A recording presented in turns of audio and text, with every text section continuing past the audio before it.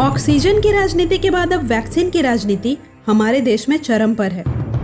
जहां तक केंद्र सरकार का सवाल है, वो भारत की दोनों वैक्सीनेशन कंपनियों सीरम इंस्टीट्यूट ऑफ इंडिया और भारत बायोटेक दोनों को ही हर तरह से सपोर्ट कर रही है। साथ ही इन कंपनियों को वैक्सीन प्रोडक्शन बढ़ाने के लिए और एक्स्ट्रा प्रोडक्शन यूनिट सेटअप करने के लिए भी सपोर्ट कर रही है।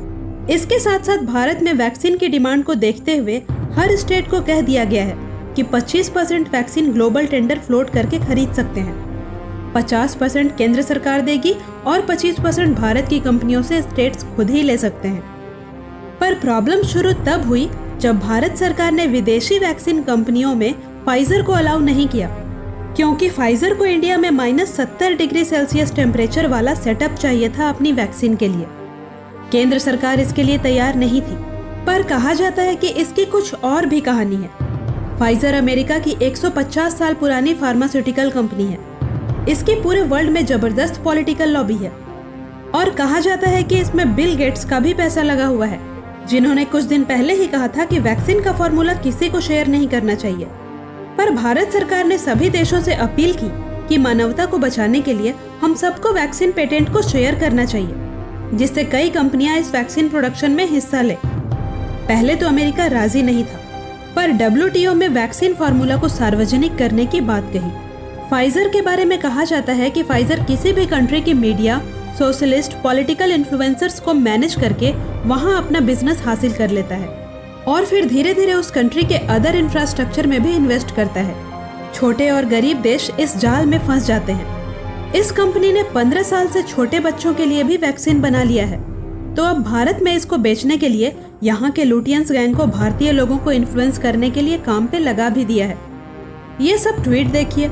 राहुल बाबा कह रहे हैं कि लोगों के पैसे को वैक्सीन कंपनीज को दिया जा रहा वैक्सीन को डेवलप करने के लिए। अरे तो इसमें गलत क्या है? अच्छी बात है ना, भारत की कंपनीज वैक्सीन प्रोड्यूस करेंगी तो भारतीयों को कम पैसे में या फ्री में वैक्सीन मिलेगा।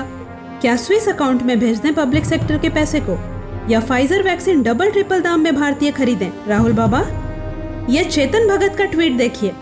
ये कह रहा कि अगर 16 लाख पर डे वैक्सीनेशन होगा तो 3 साल लगेगा और 4 महीने में खत्म करना है वैक्सीनेशन तो 1.6 करोड़ पर डे करना होगा वैक्सीनेशन।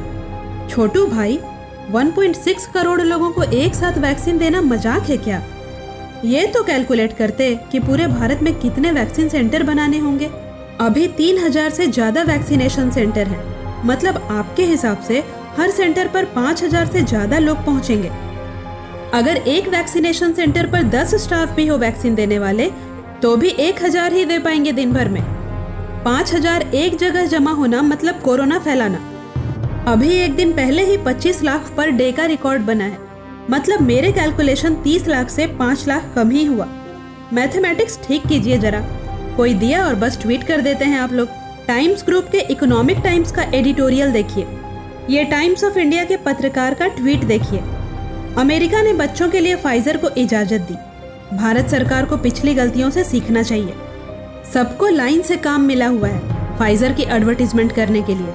ऐसे बहुत से लोग हैं जो इस तरह की दलाली का काम कर रहे हैं, पर हमें और आपको समझने की जरूरत है कि इन्होंने खुद वैक्सीनेशन नहीं लिया है। पहले भारत के वैक्सीन का अपोज किया। भारत के वैक्सीन को बीजेपी का वैक्सीन बोला गया।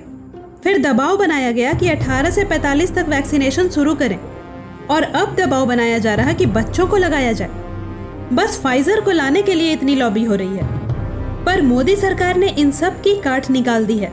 भारत बायोटेक के वैक्सीन का ट्रायल शुरू होगा अब 2 साल से 18 साल के बच्चों पर।